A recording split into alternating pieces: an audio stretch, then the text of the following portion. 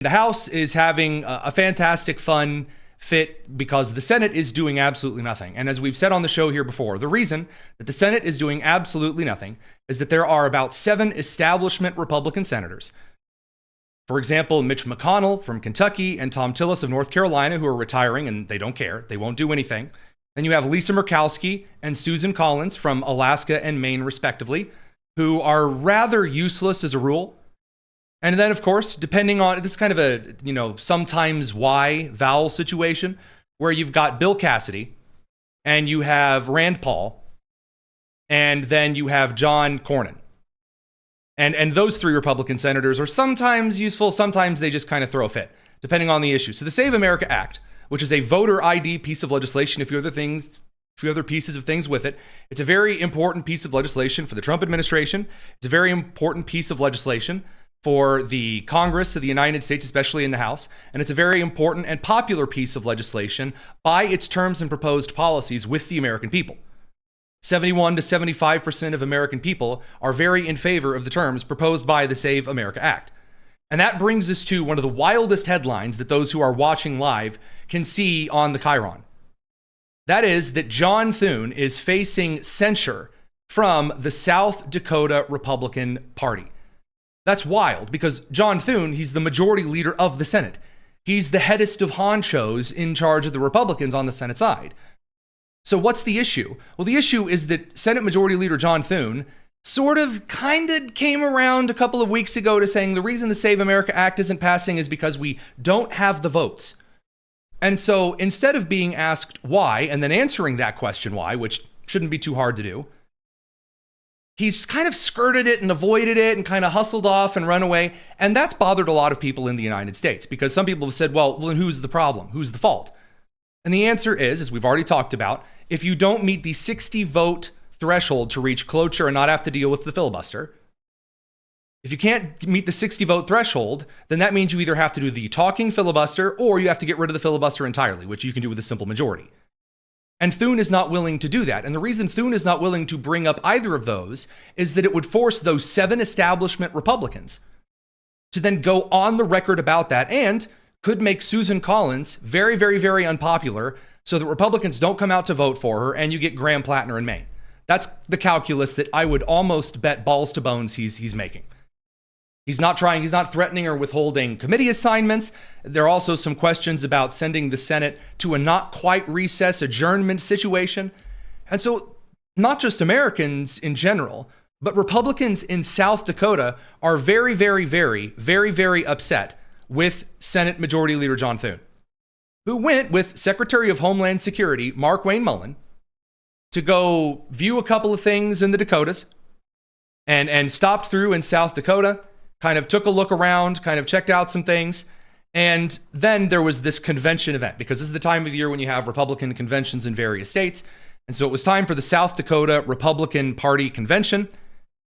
And one of the individuals that planned to show up and ask Senate Majority Leader John Thune about some of these questions was Scott Pressler. So Scott Pressler, he is an individual who has registered more Republicans in various states single-handedly than any other individual I could possibly name in the last couple of years.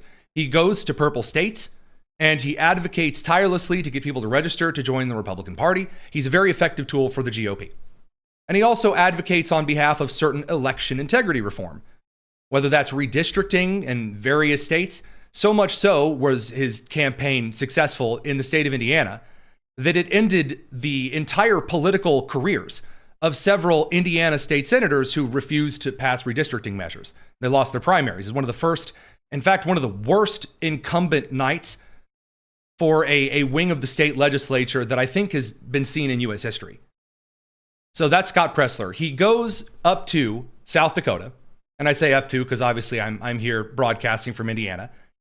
And he says, hey, I'm here. He has a little name badge, little press ribbon thing he stuck to the bottom of it, and says, hey, I'm here at the South Dakota Republican Party State Convention in Rapid City.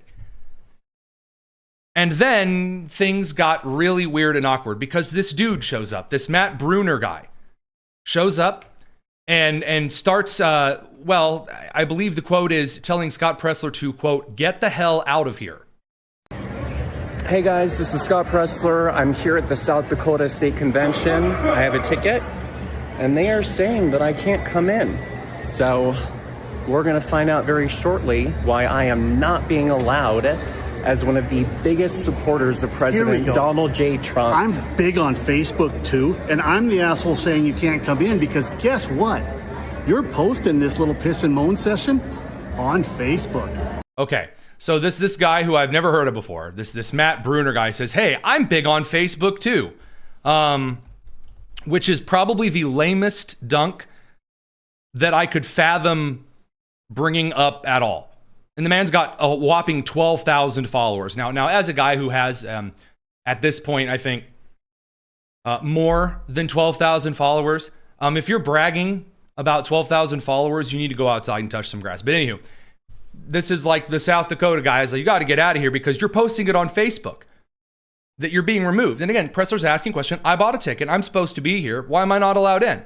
This has to do with Senate Majority Leader Thune, as you've already guessed. But we'll get there. So you just get the hell out of here. Thank you. You see how the grassroots are welcomed and. All right, so he gets thrown out. Now, he does actually go ask around and say, hey, what's actually going on here? So I should point out one more time that now crying on social media is Matt Bruner because people are, making fun of him and, going after him and saying, you're kind of gross, that kind of social media stuff. Now, that brings us over to what actually happened. And, of course, you may have guessed what happened. According to the party officials at the event who are gatekeeping, so basically the individuals who are filmed on video saying, yeah, Scott Pressler wasn't allowed in. In fact, by the way, when I say Scott Pressler wasn't allowed in, there's actually a video clip of like his face on a poster heading into the event. I think of this maybe clip 11 here. Yeah, if you zoom in, so this is Gene's by a lot of. You can actually see they passed out a little poster with a picture of Scott's face on it to the bouncers so that he wouldn't be allowed in the building. So who was the responsible individual for this? Well, according to the officials who didn't want Scott Pressler in to ask about the Save America Act, it was Senate Majority Leader John Thune himself. You say, did John Thune specifically ask that Scott Pressler not attend this event? Yes. Okay, is John Thune a member of the convention committee? No. So John Thune said I couldn't come in. The guy says yes.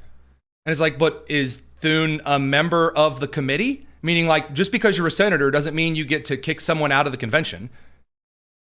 And here comes the response following it, kind of doubling down and confirming things. So how does he have the authority to remove people from events? He asked nicely. Oh, he asked nicely.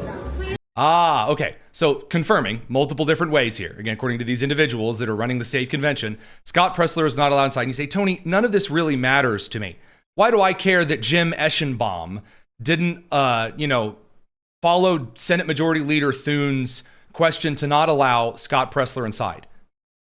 Well, why? Well, because of two reasons. Number one, because Republicans are in a very weird place getting everyone in line.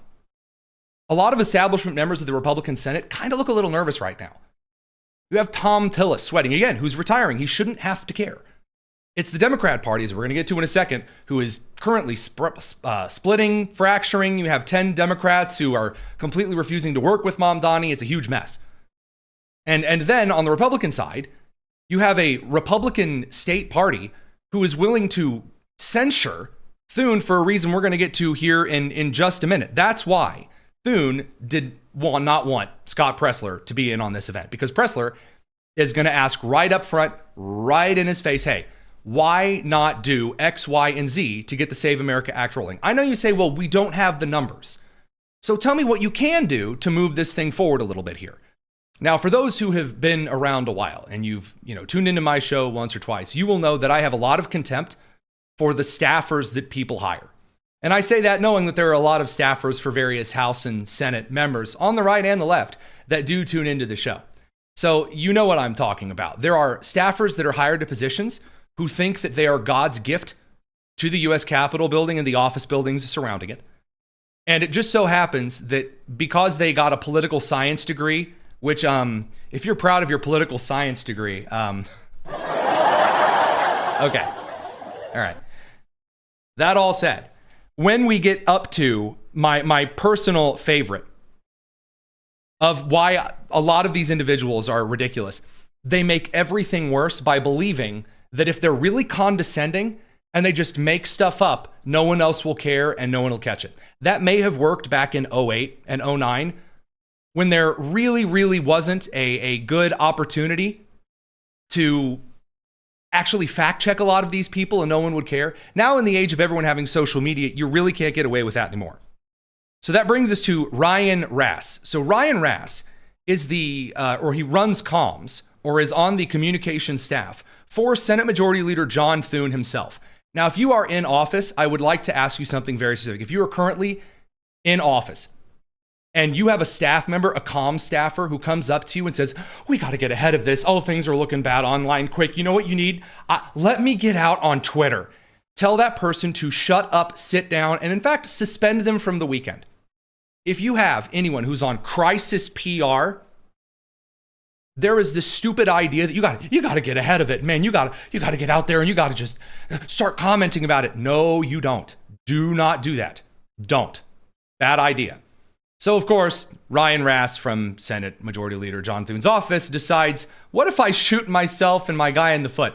So he gets out there. Well, John Thune is getting roasted online completely and utterly. So his comm staffer finally says, okay, I've seen enough. This is a categorical lie, to make an embarrassing situation seem better by blaming people who had absolutely nothing to do with this. John Thune's staff doesn't run ticketing checks at the South Dakota GOP dinner doors. Give me a break. But you have already seen all of the videos that show that people in the convention are saying, John Thune asked us to just not let you in. And then he doubled down. He said, well, the event was closed to the press, and actually that's why Scott Pressler was not allowed in the event, because he's press. Well, Scott Pressler's not really, he had the little ribbon on. The dude's not necessarily like corporate press. Get out of here. And then finally, he really buries the whole thing. This is bad. Now, is this going to force Thune into a really rough spot here in a week or so? Honestly, yeah. Yeah, you are giving everyone in the country the room to box in the Senate Majority Leader and likely force the man onto the record at some point here. So Ryan Rass just goes out. He is roasted so heavily for this. Why? Because they're just they appear to be downright lies. He says it wasn't a Thune event. It was hosted by the GOP. No one's, saying that's not true. He says 0 Thune staff were working at the doors. No one's refuting that. And then said John Thune did not tell anyone that they couldn't enter, period. But according to the staff at the South Dakota GOP, the same staff who was refusing to let Scott Pressler in to ask about the SAVE Act, the answer is yes. And again, the reason it matters is that Republicans have not let this drop.